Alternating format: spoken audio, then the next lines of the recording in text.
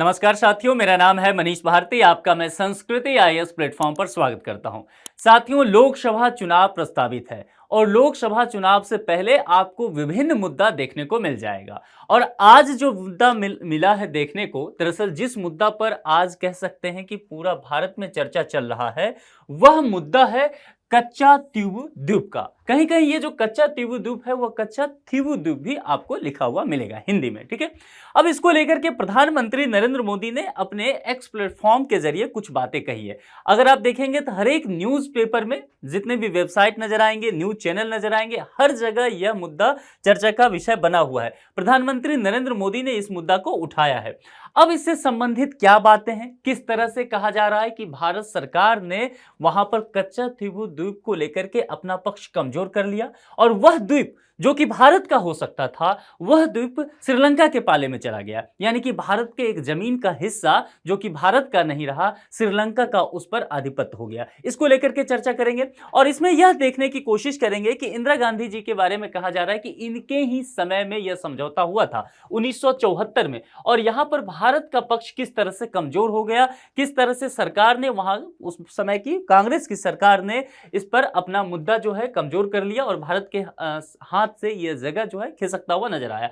तमिलनाडु के मछुआरों को लेकर के बात करेंगे। यह जगह जो है मछुआरों के लिहाज से कितना जरूरी था, और यहां पर यदि श्रीलंका को यह मुद्दा दे दिया गया, यह द्वीप दे दिया गया, तो आप कह सकते हैं कि भारत के नजरिए से आर्थिक गतिविधि को लेकर के क्या नुकसान हुआ है। खास करके मछली पकड़ने को लेकर के यहां पर बात की जाएगी। इस लोकेशन को लेकर के हम विस्तार से चर्चा कर लेंगे। देखिए, प्रधानमंत्री नरेंद्र मोदी ने अपने एक्स प्लेटफॉर्म के जरिए यह सूचना दी है कि एक आरटीआई दायर किया गया था। दरअसल उस पर हम चर्चा करेंगे। इन्होंने पूरी तरह से यह जानकारी दी है कि पिछले 70 साल में कांग्रेस ने जो काम किया वो तो किया ही, लेकिन उसके तहत एक काम जो किया गया वह भारत के लोगों को चौंकाने वाला एक आंकड़ा देता है, एक जानकारी देता है। और इन्होंने इसमें देखिए कहा है कि सरकार ने, पूर्ववर्ती सरकार ने कोशिश की है कि भारत की यूनिटी, इंटीग्रिटी और लोगों के इंटरेस्ट को नुकसान पहुंचाने का काम यहां पर किया गया है।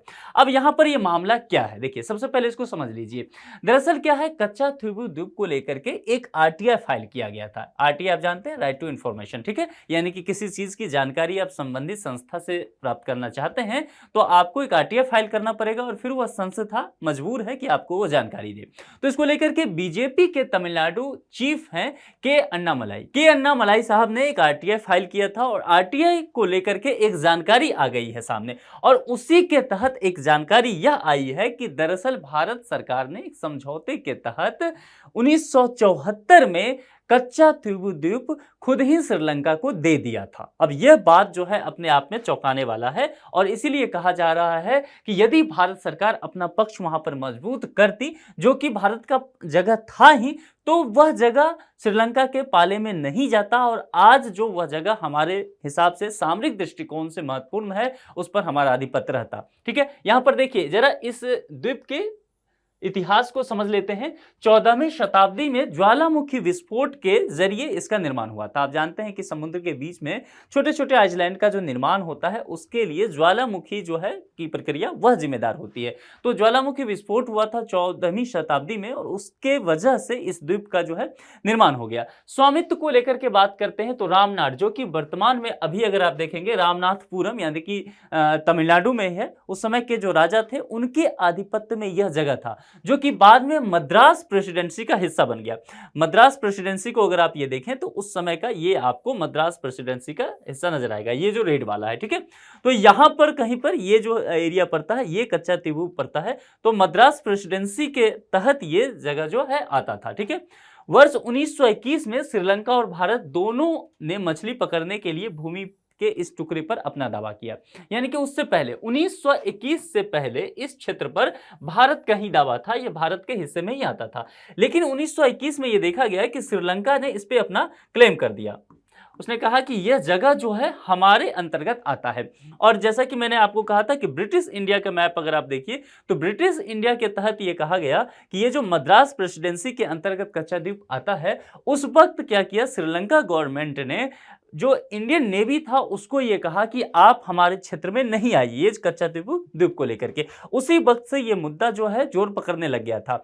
इस पर काफी विवाद हुआ, सुलझाने की कोशिश की गई, लेकिन इस मुद्दे का निपटारा नहीं हो सका। जब भारत आजाद हुआ उसके बाद भी यह मुद्दा जो है लगातार चर्चा में बना रहा। लेकिन अगर प्रशासनिक दृष्टिकोण से बात करें तो कच्चातीपू द्वीप पर भारत और श्रीलंका दोनों का ही प्रशासनिक नियंत्रण रहा था। ठीक है, कच्चातीपू द्वीप की अवस्थिति को जरा आप समझ लेते हैं, क्योंकि सबसे पहले अगर आप इसे समझ लेंगे तो मामला आपके लिए आसान हो जाएगा, फिर हम इशूज को लेकर के बात करेंगे। यहां पर देखिए, ये आपको भारत का क्षेत्र नजर आ रहा होगा, रामेश्वरम, और ये जो एरिया है वह कच्चातीपू द्वीप का है। ये जो हिस्सा पड़ जाता है ये पाक जल संधि का पड़ता है। ठीक है, और ये वाला हिस्सा यहां से श्रीलंका शुरू होता है, यहां श्रीलंका का जाफना पड़ जाता है। ठीक है, मामला आपको समझ में आ रहा है। ये देखिए, ये जो यहां पर है, आप जानते हैं कि अगर किसी देश का समुद्र से यदि सीमा लगता है तो वह जो सीमा लग रहा है उसके बाद समुद्र के अंदर 200 नॉटिकल माइल्स तक उस देश का अधिकार होता है, और इसको कहते हैं EEZ। ठीक है, यानी कि एक्सक्लूसिव इकोनॉमिक जोन इसे कहा जाता है, यानी कि इस जोन में वह देश जो है आर्थिक गतिविधि कर सकता है। ठीक है, आर्थिक क्रिया किया जा सकता है। अब समुद्र में आर्थिक क्रिया क्या होगा, तो जाहिर सी बात है मछली पकड़ने को लेकर के काम किया जाएगा, और इससे संबंधित जो व्यापार है, जो उद्योग है, उसकी बात की जाएगी। ठीक है, यहां पर भारतीय मछुआरा ये कर भी रहे थे। आप लगातार सुनते होंगे कि भारतीय मछुआरा श्रीलंका के क्षेत्र में चले गए और श्रीलंका के नौसैनिकों के द्वारा उन्हें गिरफ्तार कर लिया गया। दरअसल ये वही जगह है, इसी जगह की बात ये कही जाती है कि कच्चातीपू में जो है भारतीय मछुआरे यहां तक पहुंच जाते हैं, और यही एरिया जो है वो श्रीलंका का सीमा यहां से शुरू हो जाता है। दरअसल क्या है कि इस जगह पर जो मछली पालन होता रहा लंबे समय से, तो जाहिर सी बात है यहां पर मछलियों की संख्या जो है कम होती गई। उसके बाद ये समुद्र के और गहराई में जाना चाहते थे मछुआरे, और उसी की खोज में अंदर तक पहुंच जाते हैं, और फिर यहां जाकर के यहां पर रास्ता भटक जाते हैं, और फिर इस जगह से श्रीलंका का चूंकि सीमा शुरू हो जाता है, तो फिर श्रीलंका के नौसैनिक के द्वारा उन्हें गिरफ्तार कर लिया जाता है। तो ये मुद्दा था। अब अगर ये समझिए, यहां पर आप एक अवस्थिति देखिए, मैं आपको गूगल मैप के जरिए थोड़ा सा दिखाने की कोशिश करता हूं तो और ज्यादा आपको क्लियर हो जाएगा। ये देखिए, ये साउथ एशिया है, हिंद महासागर की अवस्थिति देख रहे हैं, भारत को हमने देखा यहां पर, आप श्रीलंका की अवस्थिति यहां पर देख रहे हैं। ठीक है, अब देखिए यहां पर कच्चातीपू द्वीप को थोड़ा सा हम क्लियर देखने की कोशिश करते हैं ताकि आपको ये जानकारी और सही से मिल जाए। देखिए, ये जो अवस्थिति आपको दिख रहा है यहां पर, इस लोकेशन को समझने की कोशिश कीजिए यहां पर। ठीक है, अब ये जो हिस्सा यहां पर पड़ जाता है, देखिए ये आपका पड़ गया कच्चातीपू, हमने क्लियर कर लिया ये। अब ये जो रामेश्वरम वाला हिस्सा पड़ जाता है, और ये पड़ता है श्रीलंका का जाफना। ठीक है, भारत का रामेश्वरम, यहां से इसकी दूरी देखिए, और यहां से इसकी दूरी। अगर भारत के रामेश्वरम से आप इसकी दूरी देखना चाहेंगे तो तकरीबन यह 25 किलोमीटर के आसपास माना जाता है। ठीक है, इसको एक बार सही से देखिए, क्योंकि यह अवस्थिति अगर आपको समझ में आ गया तो आपके लिए ये आसान हो जाएगा। यहां से जो है इसकी जो डिस्टेंस मानी जाती है ये तकरीबन 25 किलोमीटर के आसपास। ठीक है, और यहां से जाफना का जो सफर है वह तकरीबन 19 किलोमीटर के आसपास माना जाता है। यह हुआ कच्चातीपू द्वीप। अब कच्चातीपू द्वीप कितना है, देखिए यह 285 एकड़ का है। ठीक है, यह आंकड़ा है हमारे पास कि यह 285 एकड़ का पड़ जाता है। यहां पर जो है ये पूरा हिस्सा जो आप देख रहे हैं, ये वाला पूरा हिस्सा, ये पाक जल संधि वाला हिस्सा पड़ जाता है। ठीक है, ये वाला हिस्सा पूरा पाक जल संधि का पड़ता है। तो ये लोकेशन सामरिक लिहाज से भी हमारे लिए बेहद महत्वपूर्ण हो जाता है अगर भारत के दृष्टिकोण से देखेंगे। ठीक है, क्योंकि यहां पर देखिए चीन का प्रभाव लगातार बढ़ता है, तो उस वक्त जो सोचा गया था उस पर हम विस्तार से आपको मैं बताऊंगा कि नेहरू जी ने क्या सोचा था, उसको लेकर के हम बात कर लेंगे। ठीक है, तो यहां पर इस लोकेशन को आप सही से पहले समझ लीजिए, क्योंकि ये हिस्सा पड़ जाता है भारत का, ये हिस्सा पड़ जाता है श्रीलंका का, और यही कहा जा रहा है कि यदि ये जो लोकेशन है हमारे पास होता कच्चातीपू, तो जैसा मैंने कहा कि समुद्र तल से आप 200 नॉटिकल माइल्स तक अंदर जाकर के आप आर्थिक गतिविधि कर सकते हैं, यानी कि मछुआरे मछली पकड़ सकते थे, व्यापार किया जा सकता था, निगरानी रखी जा सकती थी।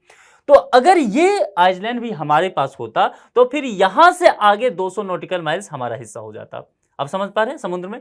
तो हमने ये हिस्सा जो है वो दे दिया श्रीलंका को, ये आइसलैंड श्रीलंका को दे दिया। तो जाहिर सी बात है अब यह हमारे पास नहीं रहा। तो इस जगह से जो 200 नॉटिकल माइल्स होगा, रामेश्वरम से, धनुषकोटी से, वहां तक हमारा हिस्सा होगा। लेकिन चूंकि ये एरिया कच्चा द्वीप अब पड़ जाता है श्रीलंका के पास, तो फिर यहां से आगे बढ़िए तो ये एरिया पड़ जाएगा 200 नॉटिकल माइल तक, श्रीलंका के हिस्से में चला जाएगा। यही कंफ्यूजन मछुआरे को होता है मछली पकड़ने के दौरान, और इसी क्रम में वो गिरफ्तार कर ली जाते हैं। ये मामला क्लियर हो गया। तो इसी बात को लेकर के कहा जाता है कि यदि हमारे पास ये जगह होता तो जाहिर सी बात है हमारे लिए ये परेशानी नहीं होता। यही लोकेशन आप समझने का कोशिश कीजिए, यहां पर यही मैंने बताया है आपको कि ये डिस्टेंस आपको ये देखने को मिल रहा है। ठीक है, ये समुद्र का आप जानकारी ले रहे हैं। अब यहां पर इस द्वीप का इस्तेमाल क्यों किया जाता है? देखिए, ये द्वीप जो है पूरी तरह से निर्जन द्वीप है, यानी कि यहां पर आबादी वगैरह नहीं है। 285 एकड़ में ही है, तो जाहिर सी बात है बहुत बड़ा एरिया नहीं है, छोटा सा द्वीप है, निर्जन है, यानी कि बहुत ज्यादा एक्टिविटी नहीं होता है, निवास नहीं है। फिर इस द्वीप का इस्तेमाल क्या है? देखिए, यहां पर आपको नजर आ रहा होगा ढेर सारा जो है बोट लगा होगा, नाव लगा है। ठीक है, यानी कि मछुआरे जो मछली पकड़ने जाते हैं समुद्र के अंदर, यहां पर आप देखेंगे, अब देखिए यहां से समुद्र के अंदर वो जा रहे हैं। ठीक है, धनुषकोटी तक पहुंचे या रामेश्वरम रख लीजिए, रामेश्वरम से ये अंदर तक आगे बढ़ते हैं। ठीक है, और मछली, चूंकि ये जो तटीय क्षेत्र है, लगातार मछली यहां पर ये पकड़ते हुए, तो यहां से मछली खत्म हो गया तो ये समुद्र के और गहराई में पहुंचेंगे। तो जाहिर सी बात है अगर गहराई में पहुंचते हैं तो वक्त लगता है, तो इस जगह पर पहुंच करके ये चाहते हैं कि विश्राम करें। ठीक है, और बोट वगैरह में अगर कुछ खराबी आ गए तो उसको सही करने का काम करते हैं। तो ये जगह आपको दिख रहा होगा। ठीक है, तो इस जगह पर ये पहुंचते हैं, अपना नाव लगाते हैं, खाना पीना खाते हैं और बोट की मरम्मत वगैरह करते हैं। दूसरी बात, यहां पर ये जाल सुखाने का काम करते हैं। ठीक है, यहां पर ये जाल सुखाते हैं, मछलियों की छटनी करते हैं कि छोटी मछली है, बड़ी मछली है, या वैरायटी के आधार पे, चूंकि उसी के आधार पे आगे व्यापार का काम होगा। तो यह जो द्वीप है कच्चा द्वीप इस काम के लिए लिया जाता था। ठीक है, अब यहां पर जरा हम वर्ष 1974 का कच्चा द्वीप समझौता जरा देख लेते हैं। देखिए, हमने लोकेशन समझ लिया, इसका महत्व समझ लिया। अब मामला क्या होता है, उससे पहले अगर 1974 पर आप चलना चाहते हैं तो उससे पहले आप चलिए 1961 में। अब 1961 में क्या हुआ था? दरअसल नेहरू जी उस वक्त प्रधानमंत्री हुआ करते थे। ठीक है, अब उसको लेकर के कुछ बातें उन्होंने कहा था कच्चा द्वीप को लेकर के। तारीख अगर मैं आपको बताऊं तो ये 10 मई का तारीख था। 10 मई 1961 को हमारे प्रथम प्रधानमंत्री जवाहरलाल नेहरू जी ने कहा कच्चा द्वीप को लेकर के कि देखिए, यह द्वीप इतना छोटा है कि इसका विशेष महत्व भारत के लिए नहीं है, इसीलिए बार बार इस मुद्दे को पार्लियामेंट में लाना ठीक नहीं है, क्योंकि पार्लियामेंट का इससे वक्त भी बर्बाद होता है और हम आगे की काम को भी नहीं कर पाते हैं। दूसरी बात उन्होंने कहा कि चूंकि इस द्वीप का बहुत ज्यादा महत्व नहीं है और यह क्या करता है, श्रीलंका के साथ जो है हमारे रिश्ते को भी खराब कर रहा है। ठीक है, तो क्यों ना हम इस द्वीप को श्रीलंका को ही दे दें। उन्होंने कहा कि मुझे कोई परेशानी नहीं होगा कि भारत इस द्वीप पे अपना दावा छोड़ दे। ठीक है, और इस द्वीप पर भारत अपना दावा छोड़ करके ये द्वीप जो है श्रीलंका को ही दे दे। ये मामला समझ में आ गया। तो यहां पर यही कहा जा रहा है कि कच्चा द्वीप को लेकर के दूरदर्शी सोच कांग्रेस की सरकार के द्वारा नहीं अपनाया गया। ये नहीं समझा गया कि आगे आने वाले वक्त में क्या इसका महत्व हो सकता है, इस लिहाज से, जबकि हिंद महासागर जो समझिए एक बहुत बड़ा एरिया पर जाता है और भारत एक बड़ा राष्ट्र उसमें है, भारत के लिहाज से जगह जो है जरूरी है। और यह भी समझा गया कि जाहिर सी बात है चीन का प्रभाव बढ़ रहा है और चीन का प्रभाव आज ही नहीं बढ़ रहा है इस जगह पे, बल्कि श्रीलंका में उस वक्त भी चीन का प्रभाव लगातार बढ़ रहा था। ठीक है, तो इस बात को लेकर के यहां पर यह चिंता व्यक्त किया गया था। ठीक है, अब आगे बढ़िए। देखिए, अब इस समझौता पर जब हम नजर डालेंगे तो उस वक्त जो है तत्कालीन प्रधानमंत्री भारत की जो हुआ करती थी इंदिरा गांधी, और श्रीलंका की जो प्रेसिडेंट उस वक्त की थी श्रीमावो भंडारनाय, इनके बीच जो है यह समझौता हुआ था। 1974 में यह समझौता उस वक्त हुआ था और इस समझौते के तहत कुछ शर्त रखा गया। देखिए, शर्त क्या क्या था कि भारतीय मछुआरों को द्वीप पर अपने जाल सुखाने, आराम करने की अनुमति दे दी जाएगी। यानी कि एक बात समझना है, समझौता हुआ, समझौता के तहत इस द्वीप पर भारत ने अपना दावा छोड़ दिया। तो ये किसको चला गया? श्रीलंका को। लेकिन भारत सरकार ने कहा कि देखिए, चूंकि मछुआरे वहां तक जाते हैं तो इस द्वीप पर आप जाल सुखाने के लिए, वहां उनको आराम करने के लिए, बोट को लगाने के लिए जगह जरूर दीजिएगा। और फिर एक और बात कही गई, वह भारतीय तीर्थयात्रियों को लेकर के बात कहा गया। तीर्थयात्रियों के लिए क्या कहा गया कि बिना वीजा के तीर्थयात्रियों को इस द्वीप पर एक चर्च जो है वह स्थित है, उसका नाम है कैथोलिक तीर्थ उसकी यात्रा करने की अनुमति दी जाए। उसके बाद इन्होंने कहा कि भारतीय मछुआरों को द्वीप के आसपास मछली पकड़ने की अनुमति नहीं दी जाएगी। ये श्रीलंका गवर्नमेंट ने एक शर्त रखा था और इस शर्त के जो है इसके लिए भारत सरकार ने सहमति दे दी थी। यही जो कहा जा रहा है कि यही इसका विरोध उस वक्त भी मछुआरों के द्वारा हुआ था, उनके संगठनों के द्वारा हुआ था, तमिलनाडु के उस वक्त की जो राज्य की सरकार थी उनके द्वारा हुआ था। बाद में भी इस समझौते का जो है काफी विरोध हुआ, तमिलनाडु के सरकार के द्वारा भी हुआ। आप तमिलनाडु की पूर्व मुख्यमंत्री जयललिता जी के बारे में जानते ही होंगे, उन्होंने इसका काफी विरोध किया था। ठीक है, उस वक्त की तमिलनाडु सरकार ने यह कहा भी था कि ये जो समझौता हुआ है इस समझौते के तहत राज्य सरकार को बहुत अधिक जानकारी नहीं दी गई थी। हालांकि एक बात यह भी है कि 1974 में राज्य सरकार को जब समझौता हो गया तो राज्य सरकार को इसकी जानकारी दी गई थी, और लेकिन राज्य सरकार का इस पे कहना है कि हमें बहुत बाद में जानकारी मिला और हमें यह बात मनवा लिया गया तमिलनाडु से। केंद्र सरकार ने अपने ढंग से इस काम को किया है। ठीक है, और वर्ष 1991 में तमिलनाडु विधानसभा द्वारा एक प्रस्ताव भी पारित किया गया था, और यह प्रस्ताव इस बात को लेकर के था कि क्यों ना हम कच्चा द्वीप को श्रीलंका से वापस लेने की बात करें, चूंकि वो भारत के लिहाज से महत्वपूर्ण है, हमारा जगह था, हम उसे नहीं देना चाहते। 2008 में यह मामला और आगे बढ़ जाता है और 2008 में उस वक्त की तत्कालीन मुख्यमंत्री तमिलनाडु की जयललिता होती है। जयललिता तो इस मामले को लेकर के सीधा सुप्रीम कोर्ट पहुंच गई और सुप्रीम कोर्ट में इन्होंने कहा कि देखिए यह काम जो हुआ है यह बिल्कुल भी असंवैधानिक है, गैर संवैधानिक है, आप इस समझौते को रद्द करवा दीजिए। लेकिन वहां सुप्रीम कोर्ट क्या करती, क्योंकि सुप्रीम कोर्ट जो है यह समझ चुकी थी कि यह मामला जो है वह अंतर्राष्ट्रीय संबंध का विदेशी समझौता है, तो जाहिर सी बात है केंद्र सरकार को ही इस पर निर्णय लेना था। तो सुप्रीम कोर्ट ने क्या किया, केंद्र सरकार को नोटिस भेजा, ठीक है, कि आप इस पर अपना जवाब दीजिए कि आप क्या करना चाहते हैं। वर्ष 2014 में केंद्र सरकार का पक्ष रखा गया और उस समय जो अटॉर्नी जनरल थे भारत सरकार के, मुकुल रोहतगी, उन्होंने जानकारी दिया कि देखिए यह जो मामला है वह अंतर्राष्ट्रीय संबंध का है।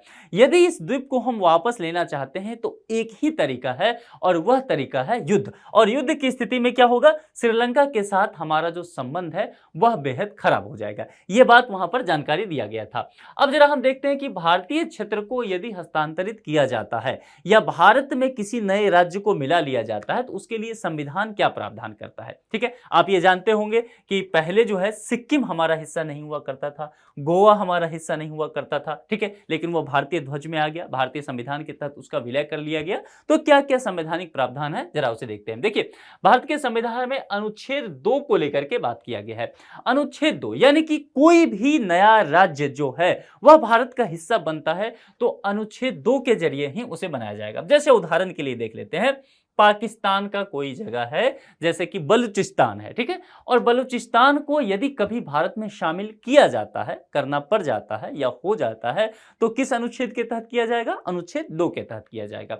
ठीक है, ऐसे जब सिक्किम राज्य जो है वह भारत का हिस्सा बना था उसे भी अनुच्छेद 2 के तहत ही भारत के हिस्से में मिलाया गया था। अब अनुच्छेद 3 क्या कहता है, देखिए अनुच्छेद 3 कहता है कि पहले से ही मान लीजिए भारत की बात की गई है, कोई राज्य है जो भारत का हिस्सा बना हुआ है, अब उस राज्य के क्षेत्र को चेंज करना है।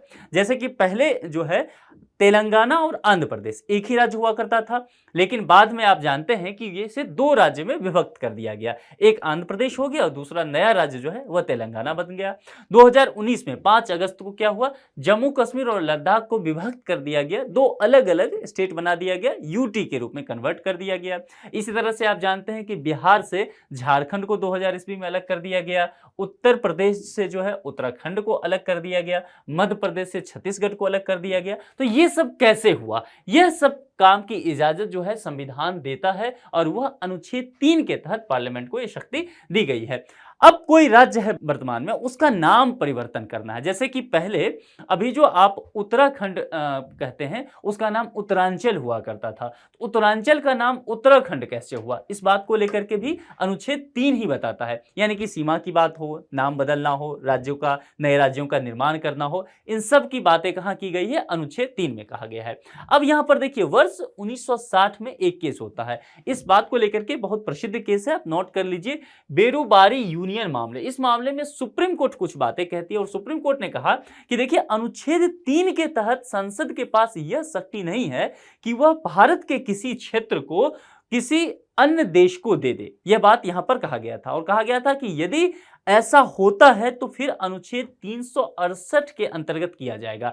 अब अनुच्छेद 368 क्या कहता है? 368 जो है संविधान संशोधन की शक्ति देता है। किसे देता है? संसद को। ठीक है, तो यहां पर यही बातें कहा गया सुप्रीम कोर्ट के द्वारा कि देखिए अनुच्छेद 3 के तहत किसी विदेशी राज्य को भारत का छत्र देने से संबंधित संसद की शक्ति नहीं है, इस बात को लेकर कहा गया। अब अनुच्छेद 368 देखेंगे तो संविधान में संशोधन करने की शक्ति जो है वह संसद को दिया गया है, उसके प्रक्रिया की भी बात की गई है।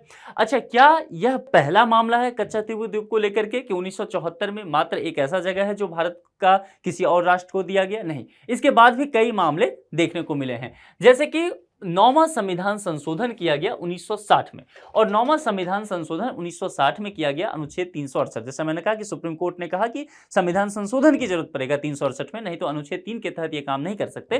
तो 9वां संविधान संशोधन कर दिया गया 1960 में, और बेरूबारी जो क्षेत्र है, बेरूबारी क्षेत्र पाकिस्तान को हमने हस्तांतरित कर दिया था। ठीक है, उसके अलावा अगर आप जानते हैं बांग्लादेश के साथ हमारा सीमावर्ती बहुत बड़ा क्षेत्र हम उसे साझा करते हैं, तो कई गांवों को लेकर के लगातार विवाद हो रहा था। ये वहां पर बहुत स्पष्ट नहीं था कि वे गांव जो हैं भारत के हिस्सा हैं या बांग्लादेश के हिस्सा हैं। ठीक है, वहां के नागरिक जो हैं, यानी कह सकते हैं वहां के निवासी जो हैं वो किसी भी देश के नागरिक नहीं थे, ना भारत के नागरिक थे ना बांग्लादेश के नागरिक थे। तो जाहिर सी बात है घुसपैठ का मामला बहुत बन रहा था। इसको लेकर के लंबे समय से भारत और बांग्लादेश के सरकार के बीच वार्ता चल रही थी। उसके बाद यह तय किया गया कि आपस में व्यवहारिक तौर पर इसका समाधान निकाल लिया जाए। भारत ने अपने कुछ गांव बांग्लादेश को दे दिया और बांग्लादेश ने अपने कुछ गांव भारत को दे दिया। ठीक है, तो इसमें देखा गया कि क्षेत्र कहां पर किसका ज्यादा वहां पर पड़ता है। इसके लिए 100वां संविधान संशोधन 2015 में किया गया था, जब मोदी गवर्नमेंट आ गई थी। ठीक है, और उस वक्त क्या था, भारत व बांग्लादेश के कुछ सीमावर्ती क्षेत्रों का